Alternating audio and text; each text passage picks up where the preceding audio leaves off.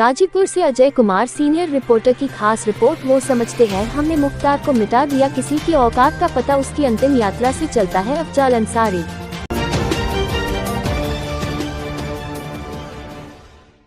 खबर गाजीपुर से है, जहां मुख्तार के भाई और सांसद अफजाल अंसारी ने बयान देते हुए कहा कि सरकार समझ रही है कि मुख्तार अंसारी की कहानी का एंड कर दिया। ये सही है कि मुख्तार अब दुनिया में नहीं रहे, लेकिन फुहर ढंग से सरकार के संरक्षण में अफसरों ने दुर्दांत अपराधियों को बचाने के लिए मुख्तार की हत्या की साजिश को अंजाम दिया। अफजाल ने कहा कि जो राजधर्म है उसकी हत्या हुई है, कोई इसे बहादुरी मान ले तो अलग बात है। अफजाल ने कहा कि डॉक्टर, जेल प्रशासन, LIU, STF ने वेल प्लान उनका मदद किया है। अफजाल ने कहा कि जांच के लिए उनका बिस्तर प्रिजर्व हुआ है। अफजाल ने कहा कि उनकी बॉडी इस तरह दफन की गई है कि 20 साल बाद भी परीक्षण हो सकता है। अफजाल ने कहा कि जिन लोगों ने समझ लिया है कि मुख्तार की कहानी खत्म हो गई है, लेकिन ऐसा नहीं है, अब तो कहानी शुरू हुई है। अफजाल ने कहा कि वो समझते हैं हमने मुख्तार को मिटा दिया, लेकिन किसी की औकात का पता उसकी अंतिम यात्रा से ही चलता है। मुख्तार के जनाजे के दौरान DM से बहस के मामले पर बोलते हुए अफजाल ने कहा कि मुख्तार की शव यात्रा में इंसानों के समुद्र में सैलाब आया था, जिसे देखकर अधिकारी पागल हो गए थे। अफसरों ने हमें इल्लीगल धमकी भी दी। अफजाल ने कहा कि आज तक भारत में किसी की शव यात्रा, दाह संस्कार में लोगों को प्रतिबंधित नहीं किया गया। अफजाल ने कहा कि हम मरमाहत है, अब हम अपने भाई को कब्र में लिटाकर मिट्टी डालने के लिए परमिशन लेंगे। अब्बास अंसारी की पैरोल के सवाल पर बोलते हुए अफजाल ने कहा कि हम 40वें तक का इंतजार नहीं करेंगे, हम कोशिश करेंगे कि हफ्ते 2 हफ्ते में रेगुलर जमानत पर जेल से बाहर ले आएं। देखिए, मुख्तार की कहानी सरकार समझ रही है कि हमने द एंड कर दिया, लेकिन ये तो सही है कि मुख्तार इस दुनिया में अब नहीं रहे, लेकिन जितने फुहर ढंग से सरकार के संरक्षण में उनके चहेते अधिकारियों ने दुर्दांत अपराधियों को बचाने के लिए मुख्तार अंसारी की हत्या करने की साजिश को अंजाम दिया है, जेल में जबकि वो न्यायिक अभिरक्षा में होते हुए सरकार की ही कस्टडी में है, तो जो राजधर्म है उसकी हत्या हुई है। अब कोई इसे अपनी बहादुरी समझ ले तो अलग बात है। अब आप चैनलों के माध्यम से सरकार ये चलवा रही है कि उनकी मौत कार्डियक अरेस्ट, हार्ट अटैक के हुई। प्रथम दृष्टया पोस्टमार्टम में ये कारण आया है। हम इसका खंडन नहीं करते, थोड़ी देर के लिए हम इसे मान लेते हैं कि उन्हें हार्ट अटैक भी आया है, तो उस परिस्थिति में उनको पहुंचाने के लिए मेरा या जो परिजनों का आरोप है उसी वजह से ऐसा हुआ है। 19 तारीख को मुख्तार को जहर दिया गया, जेल में खाने में मिलाकर जहर दिया गया। मुख्तार ने खुद इसकी कंप्लेन न्यायालय में कराई, उनके वकील ने हमें भी बताया। हमने खुद जेल सुपरिटेंडेंट से टेलीफोन से बात की और उसने बताया कि हाँ, तबीयत खराब है। हम लोग डॉक्टर भी दो डॉक्टरों का पैनल बाहर से भी मंगाया है और जेल का डॉक्टर, ये 3 डॉक्टर उनका इलाज कर रहे हैं। हमारी ये वार्ता 20 तारीख को हुई है और उन्होंने कहा कि वो ठीक हो जाएंगे। हमने उनसे अपनी बातचीत में ये कहा है कि उनको जहर दिया गया है और इससे पहले भी उनके बैरिक का खाना चेक करने वाले जेल के कर्मचारी, बंदी रक्षक को भी इस जहर का असर हो गया था। जेल में डिप्टी जेलर, जो उनकी जेल का बैरिक का इंचार्ज है, उसने भी एक दिन खाना चेक किया और उस जहरीले खाने को खा करके वो बीमार हो गया था और ये दोनों भी, इनकी जान बची है। हॉस्पिटल में 5 दिन एडमिट रहे हैं तब, और अब की बार ये जहर मुख्तार को भी खिला दिया गया धोखे से, तो इनको एडमिट करा दीजिए। उसने कहा नहीं, ये ठीक हो जाएंगे, हम इलाज करा रहे हैं। उन लोगों को जो आप बता रहे हैं सही बात है, तबीयत उनकी खराब हुई थी, हमने एडमिट कराया था, लेकिन उसमें अलग अलग भिन्न भिन्न रिपोर्ट आई। एक में आया पॉइजन का, लेकिन दूसरे में आया कि गैस थी, तीसरे में कुछ और आया। तो खैर उनकी बात अलग है, इनका हम इलाज करा रहे हैं। ये 20 को जब आप इलाज करा रहे हो, कह रहे हो ठीक हो जाएंगे, 21, 22, 23, 24, 25, 26, 6 दिन के बाद 3 बजे भोर में सुपरिटेंडेंट जेल बांदा ने रेडियोग्राम भेजा है मोहम्मदाबाद थाने पे, और वहां से वायरलेस के जरिए मेरे घर आकर के पुलिस के कर्मचारियों ने एक दिया कि ये बांदा से आया है आपके लिए संदेश सुपरिटेंडेंट का। तो में लिखा हुआ है कि आपके भाई की हालत चिंताजनक है, हम इसे मेडिकल कॉलेज में एडमिट कर रहे हैं, आप वहां जल्दी से जल्दी पहुंचिए। जब हम वहां पहुंचते हैं 12 बजे दिन में, तो मेरी 12:30 पौने 1 बजे मुलाकात होती है। उस समय मुख्तार होश में थे, उनसे मेरी बात हुई है, लेकिन वो उठ के बैठने की स्थिति में नहीं थे, पेट बहुत ज़्यादा फूला हुआ था, उनका ब्लड प्रेशर अभी भी बहुत कम था, ऑक्सीजन लेवल कुछ मेंटेन हुआ था। उन्होंने बताया मैं जेल में बेहोश होकर गिर गया था, और अब यहाँ आने के बाद धीरे धीरे मैं होश में आया हूँ। लेकिन हमारा इलाज अगर गंभीरता से लोग नहीं करेंगे तो हमारे बॉडी पे जहर का असर हो चुका है, मुझे जहर दिया गया है। सबके सामने उन्होंने फिर कहा। हमने डॉक्टर से बात किया कि आप रिफर कर दीजिए लखनऊ इनको पीजीआई के लिए या किसी और हॉस्पिटल में। तो उन्होंने कहा कि हम 3 से 4 दिन में इनको खड़ा कर देंगे। हमने कहा ऐसा मत करना कि इतनी देर तक अपने यहाँ समय बिता दो कि कहीं जाके इलाज ना हो सके। डॉक्टर के धर्म का पालन करना, समय रहते रिफर कर देना अगर कंट्रोल में ना आ रहा हो तो। उसने कहा हम 3-4 दिन में खड़ा कर देंगे, आप आके फिर मिल लीजिएगा। और मैं वहां से चला, और 2 घंटा हम सफर किए होंगे, इलाहाबाद क्रॉस कर गए, जब तक मुझे वहां वकील ने टेलीफोन किया कि भैया फिर मुख्तार भैया को लोग जेल भेज रहे हैं। हमने कहा क्या हुआ? तो सारे डॉक्टरों से लिखवाया गया है, कुछ सादे लिबास में अधिकारी आए हैं और सबसे लिखवा लिया है कि मुख्तार फिट है, मेडिकली फिट है, इन्हें स्वास्थ्य की लाभ की कोई आवश्यकता नहीं है, इनके शरीर में फिलहाल कोई रोग नहीं है, फिट। और व्हील चेयर पे बैठा के उनको व्हील चेयर ढंगरा के ले आके एम्बुलेंस में लाद के सुबह में 4 बजे हॉस्पिटल में एडमिट किया जाता है और आईसीयू में डाला जाता है जहां क्रिटिकल पोजीशन में मरीज हो।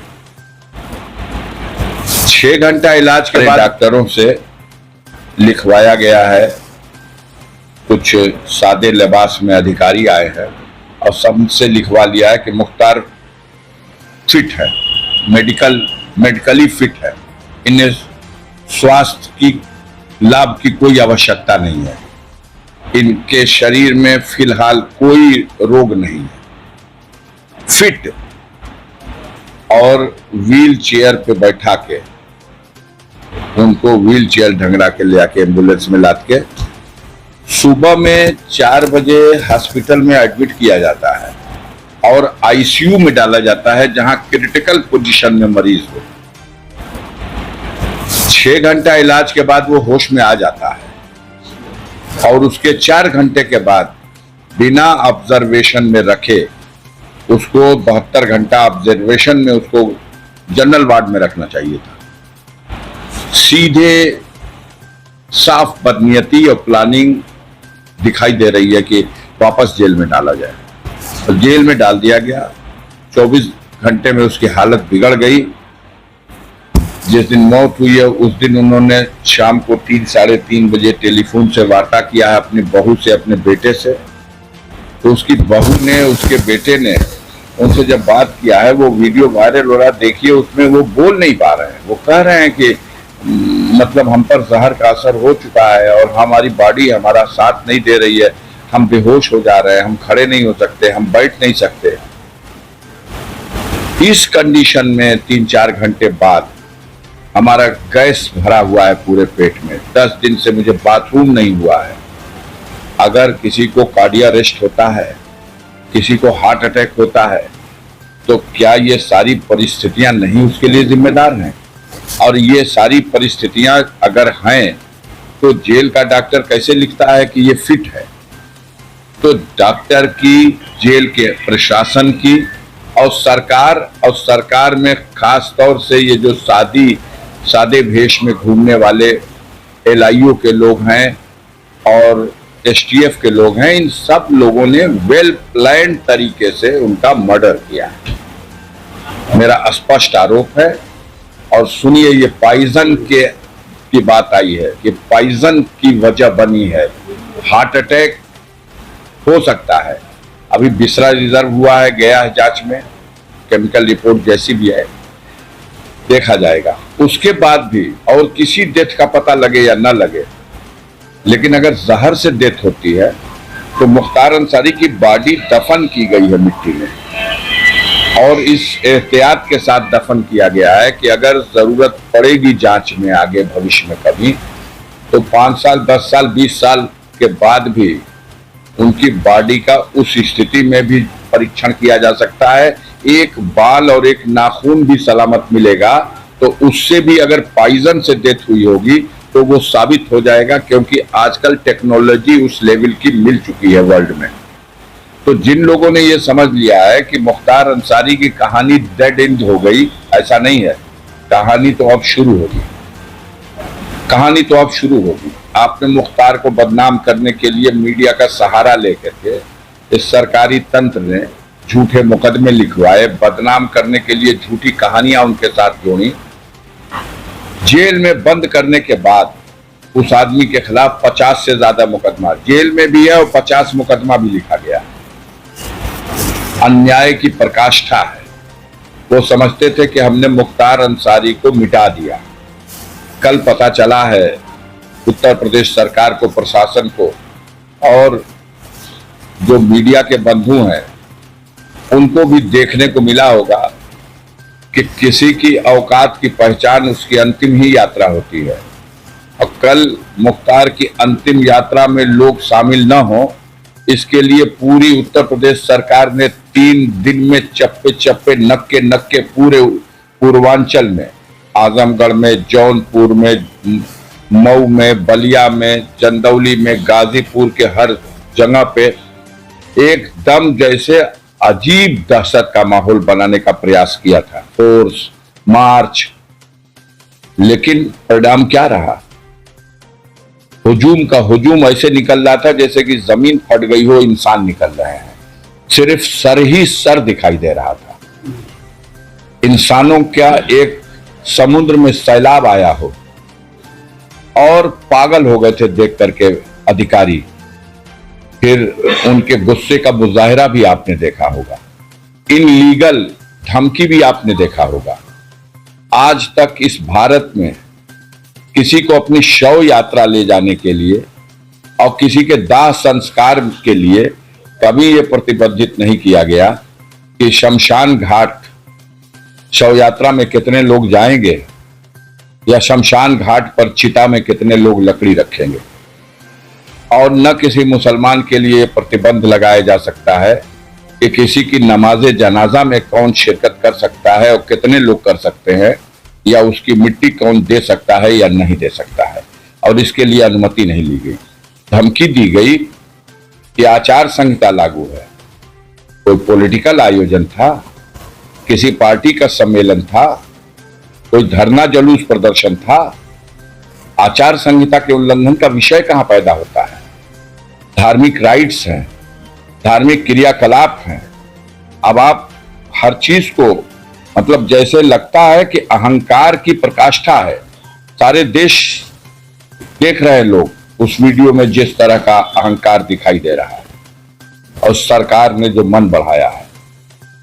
अब तो हम लोग मरमाहत हैं, हमारा भाई भी नहीं रहा, हम उसकी लाश कब्र में सुला के मिट्टी भी नहीं देंगे, मिट्टी लेने के लिए आपसे परमिशन लेंगे।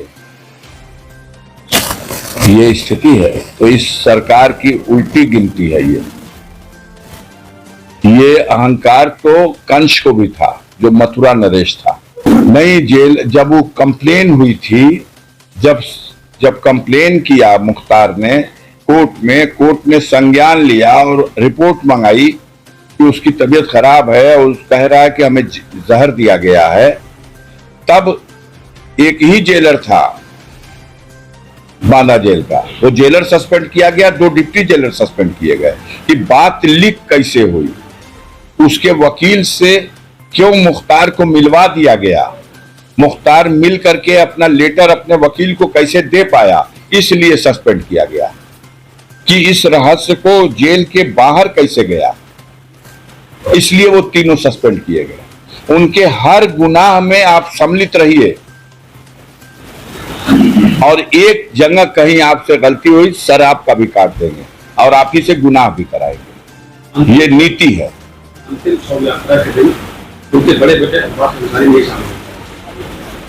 दुर्भाग्य है सबके लिए, देश में कानून और व्यवस्था है।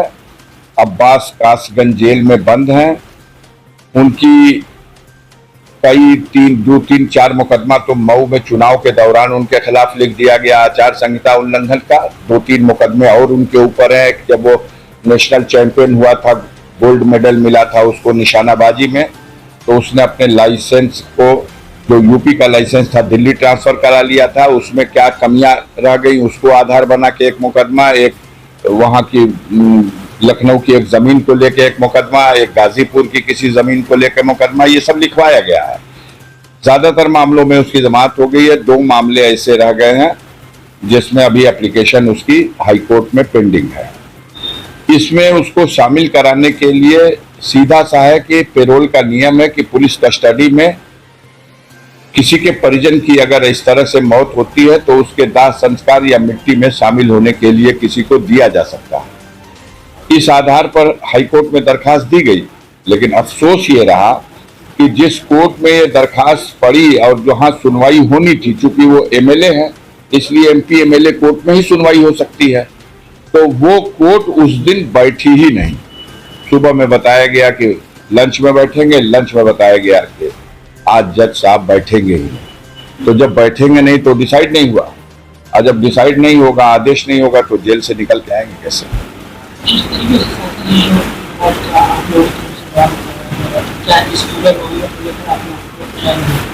नहीं, ये तो हमारी लीगल टीम इस पे विचार कर रही है। सुप्रीम कोर्ट में एक मैटर ऑलरेडी मुख्तार अंसारी के बेटे उमर ने कर रखा है कि मेरे पिता को यूपी की जेल से किसी दूसरी जेल में शिफ्ट कर दिया जाए। और पहले भी सुप्रीम कोर्ट ने जब पंजाब की रोपड़ जेल से भेजा था मुख्तार को यूपी की जेल में, तो उस वक्त ये डायरेक्शन दिया था कि इसके स्वास्थ्य संबंधी इलाज पर गंभीरता पूर्वक जेल सुपरिटेंडेंट को जिम्मेदारी निभानी है और आवश्यकता पड़े तो कहीं भी भेज के इलाज कराना है। तो वो जेल स्टैंड कर रहा सुप्रीम कोर्ट का आर्डर। नया आर्डर जब ये हुआ तो इन्होंने स्टेट को नोटिस की, सुप्रीम कोर्ट ने।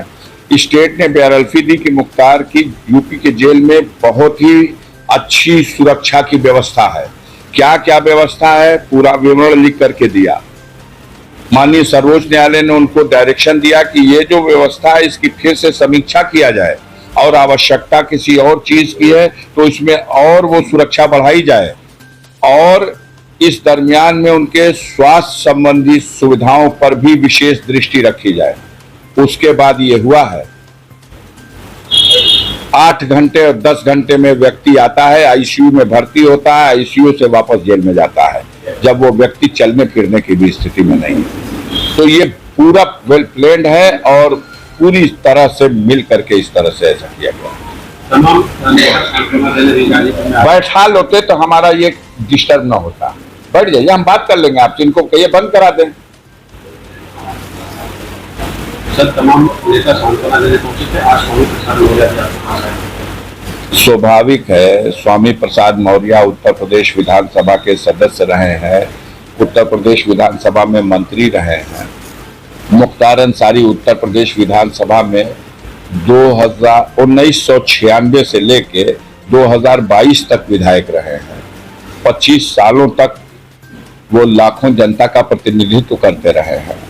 तो उनके एक सदन के सदस्य इतनी लंबी अवधि तक और बहुत दिनों तक उसी पार्टी में जिसमें स्वामी प्रसाद मौर्य थे उसी में मुख्तार अंसारी भी रहे हैं। तो एक ऐसी दुखद घटना है, आम लोग विचलित हैं और उसी कड़ी में स्वामी प्रसाद मौर्य भी अपनी संवेदना व्यक्त करने के लिए आए थे। 40वां कार्यक्रम का क्या स्पीच अब्बास अंसारी के लोग जाएंगे?